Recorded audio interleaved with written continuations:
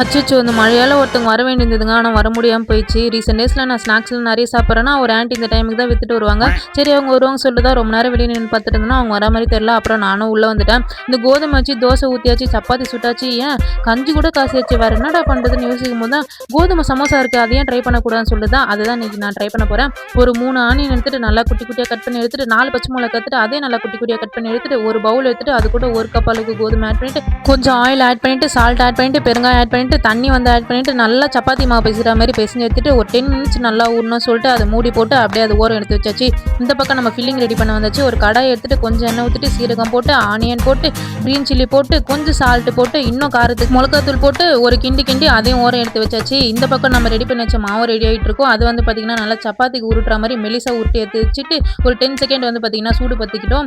நல்லா ஒரு தோசைக்கல்ல வச்சுட்டு, இந்த பக்கம் ஒரு திருப்பு, அந்த பக்கம் ஒரு திருப்புன்னு சொல்லிட்டு பொரட்டி போட்டு எடுத்து வச்சாச்சு. அதுக்கப்புறம் என்ன இதெல்லாம் ஒட்டுறதுக்கு ஒரு கம் ரெடி பண்ணணும்னு சொல்லிட்டு கோதுமாவே ஒரு கிண்ணத்துல வந்து போட்டு நல்லா தண்ணி ஊத்தி கரைச்சு வச்சுட்டேன். அதுக்கப்புறம் இது நல்லா ஸ்லைஸா வந்து கட் பண்ணி எடுத்துட்டு சமோசா வைக்கிற மாரி அதுக்கப்புறம் நல்லா மடிச்சு எடுத்துட்டு இது உள்ள வந்து பார்த்தீங்கன்னா ஃபில்லிங் வச்சுட்டு நல்லா கம் போட்டு ஒட்டியாச்சு. இத வந்து அப்படியே நம்ம ஆயில்ல போட்டு எடுத்து கொட்டிதான் ஆயில் வந்து ஒரு கிண்ணத்துல நல்லா சூடு பண்ணிட்டு அப்படியே எண்ணெயில போட்டு எடுத்து சாப்பிட்டா சமோசா செம்ம டேஸ்ட்டுங்க.